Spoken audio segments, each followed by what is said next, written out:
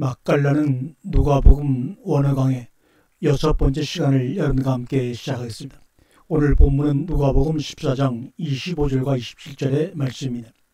커다란 무리가 함께 갈새 예수께서 돌이키사 이르시되 물은 내게 오는 자가 자기 부모와 처자와 형제와 자매와 및 자기 목숨까지 미워하지 아니하면 능히 나의 제자가 되지 못하고 누구든지 자기 십자가를 지고 나를 쫓지 않는 자도 능히 나의 제자가 되지 못하리라.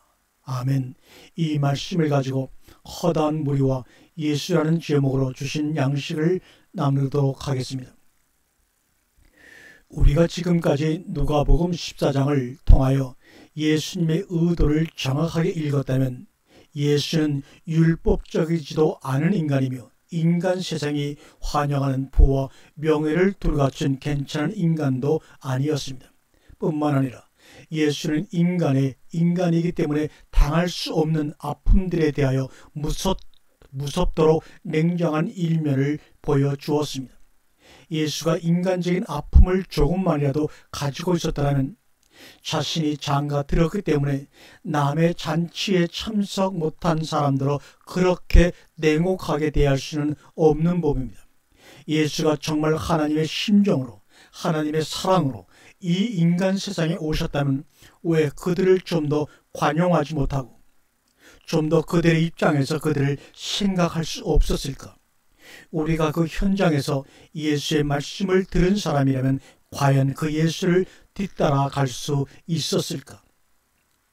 예수의 얘기를 들으면 우리는 누구나 독선적이고 참남한 그의 모습을 느낄 수가 있습니다. 여기서 우리라는 표현을 쓴 것은 육신이 부활하여 하나님 보좌 우편에 앉아 계시는 그런 예수를 만나는 사람들을 일컬음이 아닙니다. 이 우리는 어디까지나 말씀이 육신이 된 하여튼 육신인 예수, 30살 남짓 된 한 시골 사람의 모습 앞에 서 있는 사람들을 일컬음입니다. 그렇다면 우리는 저 기라성 같은 예루살렘의 신학자와 목사들의 견해에 아랑곳 없이 천방지축으로 날뛰는 예수를 객관적인 눈으로, 기독교라는 안경을 벗어던진 눈으로 바라볼 수 있습니다. 이렇게 있는 그대로의 예수 앞에서 있는 그대로의 예수를 거부하지 않고 수용할 수 있겠는가? 때로는 지나치게 논리적이고 때로는 얼음물같이 차디탄 인간적인 따뜻함이나 연민 같은 것을 보이지 않는 예수를 정말 찬송하며 따라갈 수 있을 것인가? 그럴 수 없어야 정상입니다. 오늘날 예수를 믿고 있는 사람들도 예수의 이런 면을 제대로 이해하고 믿는 사람은 거의 없습니다. 다만 예수는 하나님의 아들이시니까 그럴 수 있었다고 쉽게 생각하고 넘어갑니다. 그리고 우리는 예수처럼 그렇게 냉정해서 안 되며 예수처럼 그렇게 천방지축 아나무인이어서도 안 된다고 생각을 합니다. 복음서에 나타난 예수의 삶은 대체로 이런 수준이었습니다. 스스로 하나님을 잘 믿고 있다고 생각하는 사람들에겐 책망과 냉소로 나타났고 오직 하나님 앞에 자신을 바칠 수 없었던 죄인들에겐 책망과 냉소로 나타났고 오직 하나님 앞에 자신을 바칠 수 없었던 죄인들에게만 부드럽고 따뜻한 공일로 나타났습니다. 그래서 누가복음 14장의 부르심에서도 예수의 주된 관심은 너희가 과연 가난한 자들이며 소경 혹은 병신들이냐에 있었습니다. 가난한 자들이 아니다 보니까 밭을 사야 할 필요가 있었으며 밭을 사랑하고 결국은 하나님의 청하심을 거절하는 인간들의 모습이 바로 너희들이라는 책망이 14장 전편에 흐르고 있습니다. 그렇다고 이런 책망이 있은 다음에 우리는 어떻게 하는 것이 예수의 심정을 바로 헤아리고 그의 뜻에 맞는 삶을 사는 것이 되겠는가? 단지 예수를 환호 자격하는 것으로 모든 문제가 해결된 것인가? 당신이야말로 하나님의 뜻으로 온 사람이라고 예수를 칭찬하고 바리새인이나 서기관들을 비난하기만 하면 문제는 저절로 해결되는가? 이 문제에 대한 해답을 얻기 위해 우리는 다시 예수 당시로 돌아가야 합니다. 예수님께서는 이런저런 말씀을 들었던 당시 사람들은 예수에 대해 어떻게 반응을 했는가? 구태여 타단지석을 들먹을 필요 없이 그 당시 사람들의 반응을 이해하는 것이 우리의 삶을 바로놓는 척경이 될 것입니다. 허다한 무리가 함께 갈새 예수께서 돌이키사 이르시되, 여기서 대라고 하는 접속사는 일반적으로 그러나의 개념이 강한 단어입니다. 번역 성경들은 대부분 이 대를 생략하고 있으나 내 생각으로는 이 한 단어가 그 당시 예수님께 말씀을 들은 사람들의 심리 상태를 잘 묘사하고 있는 단어입니다. 누가복음 저자가 이 대를 사용하는 것은 단순히 문맥을 매끄럽게 하고자 함이 아닙니다. 그러면 무엇을 말함인가? 예수는 지금 우리가 하나님의 잔치에 나아가기 위해서는 우리의 가장 소중한 밭이나 손은 말할 것도 없고 아내나 남편까지도 포기해야만 한다는 인간 실존의 엄숙한 결단을 요구하고 나섭니다. 그리고 사실은 이런 요구 앞에서 순순히 그 요구대로 따라 산다는 것은 보통 인간으로서는 엄청나게 어려운 일이 아닐 수 없습니다. 그럼에도 불구하고 말입니다. 그 당시 예수께 말씀을 들었던 허다한 무리들은 예수를 따라갔습니다. 정말 인간들이 이만큼 순수하고 이만큼 하나님에 대하여 목말라 할 수 있을까? 누가복음 저자가 말하는 이 대접속사는 이들이 예수를 따라간 그 동기의 순수성을 의심하고 있는 것입니다. 도저히 예수를 따를 수 없는 상황에서 그러나 그들은 예수를 따라갔습니다. 그것도 한두 사람만이 아닌 허다한 무리가 되어 예수를 따랐습니다. 그러나 허다한 무리가 예수를 따라갔습니다. 그러나 언제나 그렇듯이 사람들은 자기가 보고 싶은 것만 보고 듣고 싶은 것만 듣습니다.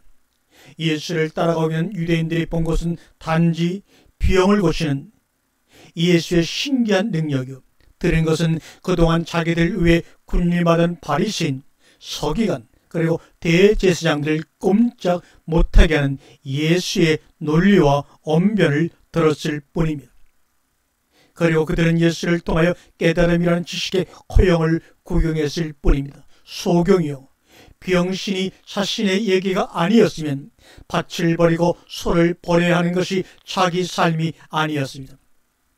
예수를 따르는 것이 이렇게 엄청난 실존적 결단을 요구한다는 사실은 덮어두고 그저 병 고치는 그의 능력이 좋고 율법으로부터 자유롭게 하는 그의 진리가 좋았을 뿐입니다. 이럴 경우 예수의 병 고침은 무당의 푸닥거리와 다름이 없고 율법으로부터의 자유는 개판치는 삶과 다름이 없습니다. 누가가 대라는 접속사를 쓰는 뜻은 그들이 예수님의 참 모습을 놓쳤다는 뜻입니다. 그래서 예수를 따라갈 수가 있었다는 뜻입니다. 그렇기 때문에 예수의 그 다음 행동이 등장합니다. 예수께서 돌이키사 이르시되, 허다한 무리가 예수의 참모습을 놓치고 껍데기에 미혹되어 자신을 따라오고 있음을 아신 예수님께서 가던 걸음을 멈추고 그들을 향하여 돌이키신 장면입니다. 그들이 정말 예수의 마음을 이해하고 예수께서 가고자 하는 길을 바로 보았더라면 무엇 때문에 예수가 가던 걸음을 멈추고 그들을 향하여 돌아섰겠는가? 인간 세상에서는 그저 아무나 많이만 오면 좋습니다. 다다익선은 괜한 말이 아니죠. 허다한 무리가 줄을 지어 자신을 따라오고 있다면 얼마나 기분이 좋을 것인가. 사람들은 무리를 모으지 못해서 안달이지 자원하여 모이는 무리를 쫓아 버리지는 않습니다. 유대인들은 지금 예수의 능력과 말씀에 놀라 자원하여 그에게 나아가고 있는 것입니다. 누가 이런 유대인들을 향하여 예수를 믿지 않는 사람들이라고 깎아내릴 것이며 누가 이들만큼 열렬히 예수를 환영했다고 자부할 수가 있겠습니까? 여기서 한 번쯤 베드로를 비롯한 예수의 제자들의 심정을 생각해 보겠습니다. 사실 베드로만 해도 상상을 초월할 만큼 대단한 결단력을 지닌 인물이었습니다. 예수를 언제 보았다고? 어느 날 고기 잡다 만난 그 예수가 나를 따라오라고 말한 그 말 한마디에 배도 그물도 다 버려두고 예수를 따라간 위인이 베드로였습니다. 베드로는 과연 무슨 심정으로 예수를 따라 나섰을까? 누가복음 14장 본문에 나온 유대인들의 동기와 본질적으로 같았을까? 아니면 좀 달랐을까? 갈릴리 바다에서 고기 잡는 것을 업으로 일생을 살아온 베드로가 밤을 꼬박 새면서도 고기 한 마리 잡지 못해 헤매고 있을 때 예수를 만납니다. 어디서 무엇을 하는 사람인지는 모르지만 그가 말하는 대로 장난삼아 아니면 시험삼아 그물을 던져 보았을 것입니다. 그리고 그 뒤에 벌어진 일은 우리 모두가 아는 이야기입니다. 그렇다면 베드로가 배와 그물을 몽땅 버려두고 예수를 따라가게 된 배경에 예수의 이러한 능력이 깔려 있지는 않았을까? 아무도 그렇지 않다고 단언할 수는 없을 것입니다. 그렇다면 베드로는 배와 그물을 버리고 예수를 따라간 것이 아닙니다. 베드로는 배와 그물을 버린 대신 예수를 얻은 것입니다. 다시 말하면 베드로는 그동안 자기 생계를 지탱해오던 어부라는 직업을 버리고 새로운 직업인 예수의 제자가 된 것뿐입니다. 시체말로 하면 매일같이 한가나 기록하는 수산업 주식을 팔고 새롭게 상장되어 연신 상한가를 기록하는 예수 주식회사의 주를 다른 사람들보다 조금 일찍 샀을 뿐입니다. 그런데 이런 베드로 앞에 예수를 따른 사람이 인산인해로 늘어나는 것입니다. 이는 다시 말하면 자기가 산 그 주식을 사고자 늘어선 사람이 허다하다는 뜻입니다. 베드로를 비롯한 제자들의 심정이 어떠했을까? 그야말로 표정관리를 해야 할 만큼 기분이 좋았을 것입니다. 잘했지, 잘했고 말고. 사람은 자고로 내일을 내다볼 줄 알아야 하는 법. 사양산업인 고기잡이에 매달려 있었다고 해보지. 오늘의 이런 위치가 보장되었을까? 어림없는 일이다. 비록 배와 그물을 다 버리는데 일말에 망설임이 없었던 것은 아니었지만 지금 와서 생각하면 잘한 일이지. 내가 다른 건 잘 몰라도 사람 하나는 잘 본다는 말씀이야. 이제 이렇게 많이 따르는 무리를 잘 조직하고 이들을 잘 이용하여 로마 군대를 물리치고 헤롯 임금도 쫓아내고 예수께서 임금이 되실 일만 남았다. 그러면 설마 영의정짜리가 어디로 가겠는가? 제자들은 하나같이 요따위 생각들만 하고 있었습니다. 세베대의 두 아들 야고보와 요한의 어머니의 얘기를 통해서 제자들의 이러한 생각의 일단을 엿볼 수 있습니다. 마태복음 20장 20절에 24절의 말씀입니다. 그때 세베대의 아들 어미가 그 아들을 데리고 예수께 와서 절하며 무엇을 구하니? 예수께서 가라사대 무엇을 원하느냐? 가로되 나의 두 아들을 주의 나라에서는 하나는 주의 우편에 하나는 주의 좌편에 앉게 명하소서. 12 제자가 듣고 그 두 형제에 대하여 분이 여기거늘 누가 먼저 어떻게 예수로부터 점수를 따서 영의정이 되고 우의정이 될까 하는 것이 베드로나 요한, 야고보 같은 제자들의 심정이었을 것입니다. 이런 생각을 하고 있는 제자들로서는 예수가 너무 지나치게 백성들을 책망하거나 신앙의 허위를 지적하는 것은 그들의 실상이 그렇다고 하더라도 복음을 땅끝까지 전파하고 하나님 나라의 완성을 앞당겨야 하는 자기들의 입장에서 볼 때 전술적인 잘못이 아닐 수 없었다 생각했을 것입니다. 될 수 있으면 모원하지 않게, 될 수 있으면 따뜻하게 민중을 대하여 그들의 마음을 잃지 않는 것이 현명한 처사라고 믿었습니다. 그러므로 예수를 잘 따르고 있는 민중들을 향하여 돌이키는 예수의 모습은 제자들의 가슴을 많이 아프게 했던 것입니다. 그러나 예수는 유대인들의 그러한 추정을 단호히 꾸짖었습니다. 너희들이 왜 나를 따라오느냐? 나를 따라오려거든 밭도 소도 남편도 아내도 버리고 와야 되는 것임을 왜 모르느냐? 그러나 너희들은 지금 밭을 얻고 소를 얻고 나아가서는 천국을 얻고 목숨을 얻기 위하여 내게 오고 있다. 돌이켜야 한다. 이런 예수의 마음이 자기를 따르는 허다한 무리를 향하여 몸을 돌이키게 했습니다. 그리고 입을 열게 했습니다. 무릇 내게 오는 자가 자기의 부모와 처자와 형제와 자매와 및 자기 목숨까지 미워하지 아니하면 능히 나의 제자가 되지 못하고, 누구든지 자기 십자가를 지고 나를 쫓지 않는 자도 능히 나의 제자가 되지 못하리라.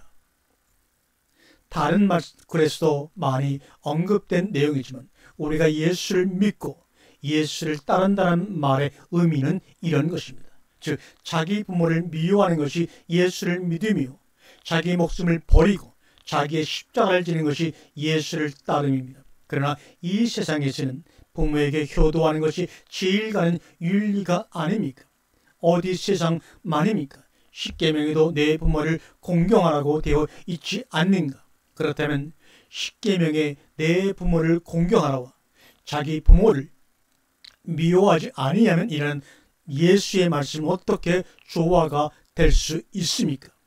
즉 성경 말씀과 부모님의 말씀이 서로 상충될 때 우리는 어느 편 말을 들어야 하는가? 부모님 말씀이 성경적이 아닐 때는 부모님 말씀을 버리고 성경 말씀을 따르면 되는가? 그럴 경우 내 부모를 공경하라는 십계명을 어긴 것이 되지 않는가? 마가복음 7장 11절에 고르반이라는 다른 것이 아닙니다. 부모님 말씀과 성경 말씀이 서로 다를 때는 우리가 부모님 말씀을 어기더라도 십계명을 범한 것이 아니라고 가르치는 그 가르침이 바로 고르반이라고 성경은 얘기하고 있습니다. 그렇다면 우리 보러 어찌하란 말인가?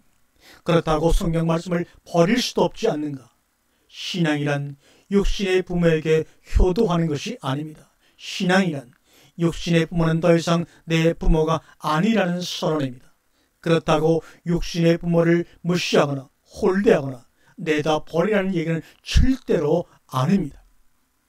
비슷한 시대에 태어나 서로 돕고 살다가는 동반자요, 아픔을 나누는 형제일 뿐입니다. 그래서 예수도 다음과 같이 천하의 불효자식 같은 말을 했습니다. 마태복음 23장 9절에 땅에 있는 자를 아비하지 말라. 너희 아버지는 하나이시니 곧 하늘에 계신 자신이라. 마태복음 12장 48절에 누가 내 모친이며 형제들이냐 하시고 손을 내밀어 제자들을 가리켜 가라사대 나의 모친과 나의 형제들을 보라. 누구든지 하늘에 계신 내 아버지의 뜻대로 하는 자가 내 형제요 자매요 모친이라고 말씀을 하셨습니다. 이 말씀은 기존의 아버지나 어머니, 형제, 자매 등의 관계가 깨어짐을 의미합니다. 이 관계의 깨어짐이 곧 부모를 버림이요 형제, 자매를 버림입니다. 예수와의 관계는 기존의 관계로부터 벗어난 자리에 존재합니다. 그럼에도 불구하고 기독교라 이름하는 곳에서 예수의 말씀을 빙자하여 부모에게 효도하고 형제 자매 간의 우애 있게 사는 것이 신앙의 기본이라고 설명하고 있으니 딱한 노릇이 아닐 수 없습니다. 예수는 지금 커다란 무리를 이루어 당신을 따르고 있는 우리에게 돌이키사 이 말씀을 하십니다. 부모를 버리고 처자를 버리고 형제 자매를 버리고 그리고 자신의 목숨까지 버릴 것을 요구합니다. 이러면서까지 우리가 예수의 제자가 되어야 하는가? 도대체 무엇을 하자고 예수를 따르며 내 목숨을 버리고서 얻는 구원이 무슨 의미가 있는가? 우리는 그저 아무 생각도 없이 희희낙낙 예수를 따라만 갈 일은 아닙니다. 예수가 우리에게 요구하는 삶을 살 수 없으면 예수를 따른다고 했던 그 모든 일이 물거품이 되고 맙니다. 복음서 초반에 모든 것을 버리고 예수를 따랐던 베드로가 복음서가 다 끝나고 부럭같이 붙어있는 요한복음 21장에서 예수로 다시금 나를 따르는 말씀을 듣게 된 원인이 무엇입니까? 그야말로 이런 일을 말씀을 만난 우리에게 거울이 되고 경계가 되는 것입니다. 우리의 삶은 그러나 예수를 따르는 허다한 무리인가 아니면 그들을 향하여 돌이키는 예수인가, 부모를 버렸는가, 꿈 같은 얘기입니다. 그러니까 오늘날의 기독교는 허다한 무리의 신드롬을 벗어나지 못하고 몇천 명 모이는 교회, 몇만 명 모이는 교회 운운하며 허다한 무리들만을 자랑하고 있을 뿐입니다. 예수가 주님이 아닌 민중이 주님인 교회, 허다한 무리가 주인인 교회, 그러면서도 인내천 같은 얘기엔 발끈하는 교회, 어쩌자고 이렇게 자가 당착인가 그 말이요. 오늘도 예수는 어디서 이 추운 밤을 지내시고 계실까? 여우도 굴이 있고 공중 중에 나는 새도 거처가 있건만 말입니다.